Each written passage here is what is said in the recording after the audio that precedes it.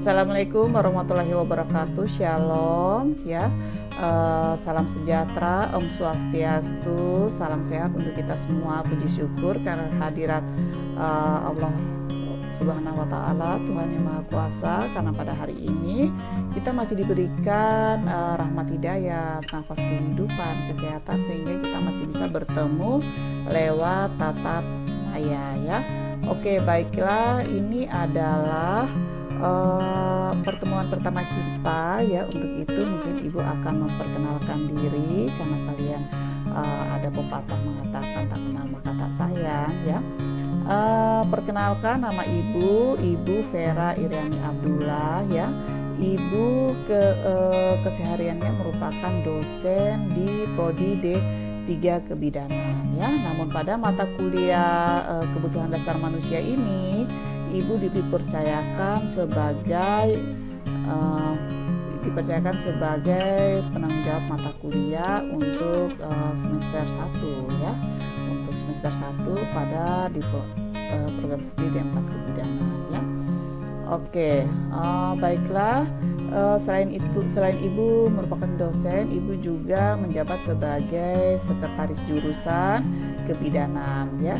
Mengapa Ibu perlu memperkenalkan ini ya? Ini ada kaitannya nanti dengan perkuliahan kalian ya, sehingga apa yang kalian membutuhkan di sekretaris jurusan bisa langsung bertemu dengan Ibu ya. Ini adalah pertemuan untuk minggu pertama dan kedua ya, sesuai dengan RPS atau rencana pembelajaran semester. Itu adalah kontrak pembelajaran ya. Kita akan masuk dalam kontrak pembelajaran kebutuhan dasar manusia. Mengapa kontrak pembelajaran ini penting ya? Kontrak pembelajaran ini penting agar kalian semua bisa mengetahui apa sih mata kuliah dari KDM ini ya, kebutuhan dasar manusia ini biasa kita singkat dengan mata kuliah KDM ya. Apa sih pentingnya kita harus belajar KDM ini, kemudian apa materi yang akan kita pelajari ya. Jadi ke KDM ini ya, nanti kita akan mengenal lebih jauh apa saja tentang KDM ini ya. Baik, untuk mata kuliah KDM kami ada dosen ya, dosen pengajar yang masuk dalam tim KDM ya. Saya sebagai penanggung jawab mata kuliah, kemudian Ibu Kori Situmorang ya. Mungkin kemarin kalian waktu PKKMB kalian sudah mengenal siapa beliau.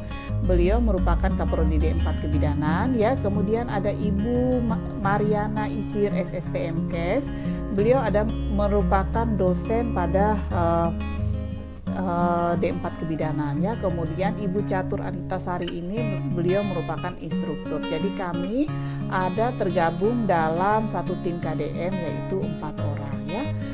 Mata kuliah KDM sendiri ini diberikan pada mahasiswa semester 1 dengan bobot yaitu T1P2. Apa itu T1P2? T1P2 itu adalah teorinya 1 SKS dan prakteknya 2 SKS ya. Untuk capaian pembelajaran nanti kalian bisa melihat, jadi capaian pembelajaran ini ada capaian pembelajaran prodi ya, kemudian ada capaian pembelajaran dari mata kuliah ya. Untuk capaian pembelajaran prodi ini ya, itu ada bagaimana sikap Anda ya, capaian yang harus dicapai pada sikap, kemudian pada pengetahuan dan juga pada keterampilan. Keterampilan ini menyangkut tentang skill Anda ya, sehingga Anda bisa dinyatakan kompeten. Karena isi daripada sebuah kompeten yaitu sikap, pengetahuan dan keterampilan. Diharapkan pengetahuan Anda bagus, kemudian akan berpengaruh kepada keterampilan Anda. Kalau keterampilan Anda bagus, diharapkan sikap Anda juga bagus ya, itu baru dinyatakan kompeten. Jadi seorang bidan tidak hanya dituntut untuk Anda harus pintar ya, tapi Anda harus sikapnya harus baik. Mengapa? Karena yang akan Anda hadapi sehari-hari bukan kertas ya, bukan mesin ketik ya, tapi yang Anda hadapi sehari-hari adalah makhluk hidup, yaitu ibu, bayi, balita ya, anak dan sebagainya ya. Itu adalah makhluk hidup, sehingga sikap sangat dibutuhkan untuk seorang bidan. Bagaimana bidan bersikap dalam melakukan asuhan, kemudian kemudian bagaimana keterampilannya ya. Selain sikapnya bagus, keterampilannya juga harus bagus ya, supaya kita bisa memberikan pelayanan yang baik kepada klien kita ya. Jadi kita sepakat bahwa kata klien yaitu digunakan kepada semua ya, artinya siapapun itu dia tidak harus begini. Ada pasien, ada klien. Kalau pasien yaitu seseorang yang memang dia sudah sakit, tapi kalau klien dia tidak sakit ya. Jadi di dalam dalam asuhan kebidanan itu ya, kalau ibu hamil itu bukan sakit ya, ibu hamil dia bukan seorang yang menderita sakit, tapi itu secara fisiologis memang harus seorang wanita itu kodratnya hamil, berarti dia kita sebut sebagai klien ya. Kecuali kalau sakit, misalnya orang sakit malaria, itu kita sebutnya dengan pasien. Seperti itu kira-kira ya, nanti Anda akan pelajari lebih dalam. Kemudian untuk deskripsi mata kuliah ini ya, mata kuliah ini memberikan kemampuan untuk Anda dapat melaksanakan keterampilan dasar ya, keterampilan dasar lanjutan dalam praktik kebidanan terhadap ibu, bayi, anak balita, dan bagaimana kita memberikan pemenuhan kebutuhan dasar manusia ya, diantaranya mungkin pencegahan infeksi, pemeriksaan fisik, pemeriksaan diagnostik ya, bagaimana Anda melakukan asuhan pada klien yang mengalami kehilangan atau menghadapi kematian dan setelah kematian ya. Ini akan kita bahas tuntas di dalam mata kuliah KDM ya. Baiklah, pada mata kuliah KDM ini ada beberapa bahan kajian yang akan kalian pelajari ya, yaitu konsep manusia, konsep sehat dan sakit, konsep stres dan adaptasi, pengenalan alat-alat kesehatan dan cara pencegahan infeksi, pemeriksaan fisik, kebutuhan dasar manusia, kebutuhan personal hygiene ya, yaitu kebutuhan kebersihan diri ya.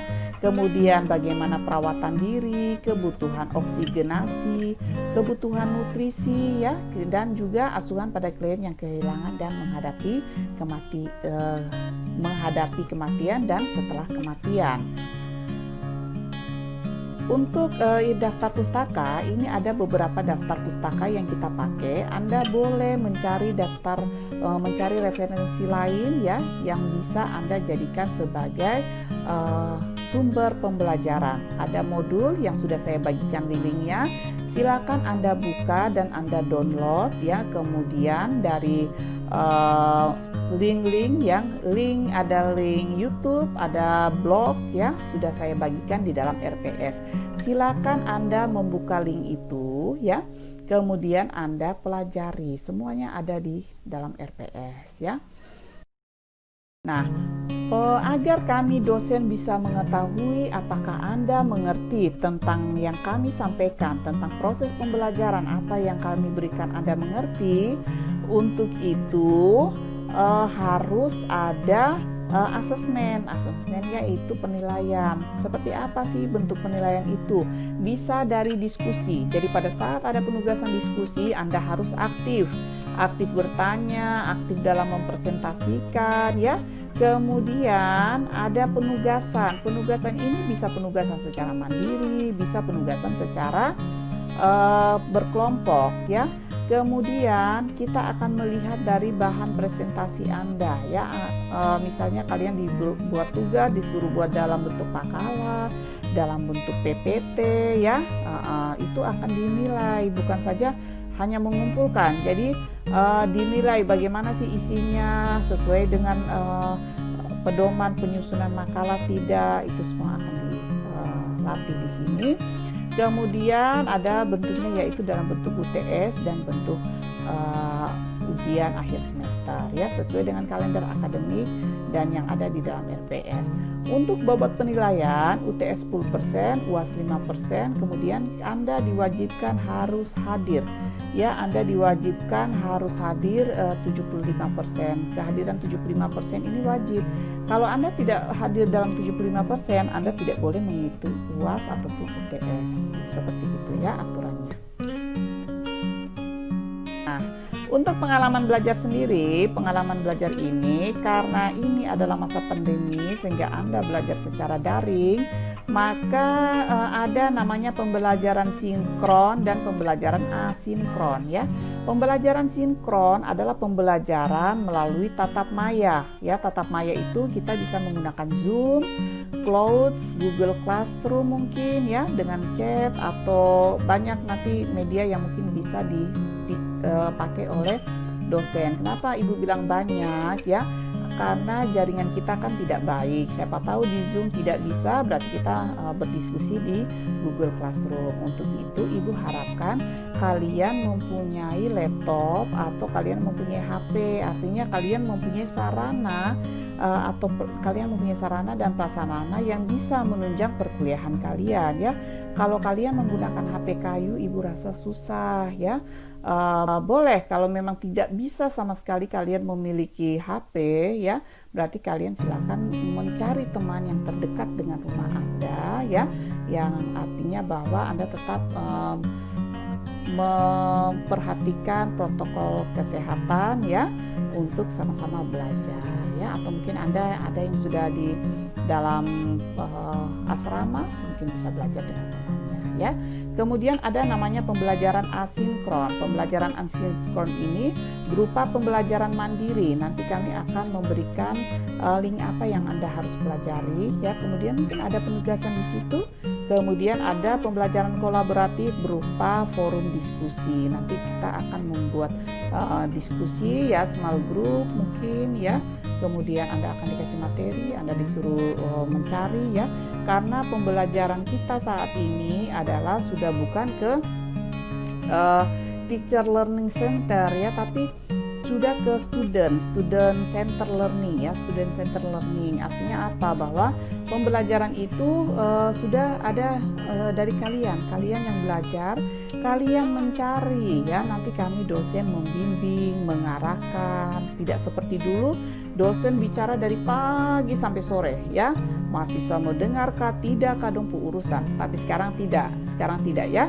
Artinya kalian mencari, kemudian kalian mempresentasikan. Kalau tidak sesuai, kami dosen yang meluruskan, membimbing, mengarahkan, itu tugas kami ya.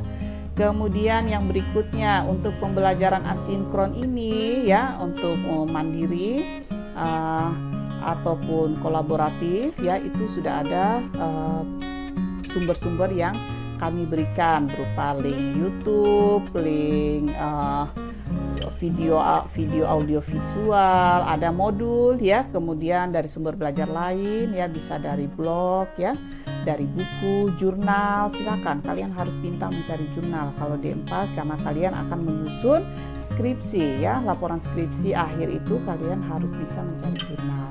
Kemudian ya, untuk tugas kita ya, kita masuk kepada tugas kita hari ini. Hari ini Ibu akan menugaskan kalian secara mandiri. Ini hari Kamis ya, kalian silakan belajar ya. Kemudian kalian lihat itu dari sumber pembelajaran yang sudah dibagikan ya, link YouTube, link modul, link sumber dan sebagainya. Kalian pilih 5 bahan kajian. Misalnya kalian pilih tentang konsep sehat sakit, adaptasi dan stres, kemudian mungkin pengenalan alat. Kalian pilih 5 saja.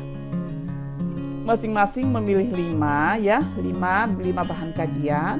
Kemudian dituangkan dalam bentuk makalah, tulis nama lengkap dan kirim ke Ibu dikirimkan di Google Classroom ya. Tulis nama lengkap kalian, kirim ke Google Classroom. Ini adalah kode kelasnya ya. Ibu menerima ini paling lambat hari Jumat pagi jam 8. Nanti di jam 8 Ibu akan masuk, di Jumat pagi besok Ibu akan masuk dan kita akan belajar tentang yang tadi, penugasan tadi ya. Penugasan tadi kita akan mereview kembali ya. Mungkin itu saja yang bisa Ibu sampaikan. Kurang dan lebih Ibu ucapkan terima kasih ya. Mohon maaf bila ada kata-kata yang salah dan juga ada penjelasan Ibu yang kurang jelas. Nanti kita bisa diskusikan pada pertemuan hari Jumat. Wassalamualaikum warahmatullahi wabarakatuh. Shalom ya. Salam sehat untuk kita semua. Tetap semangat dan stay at home.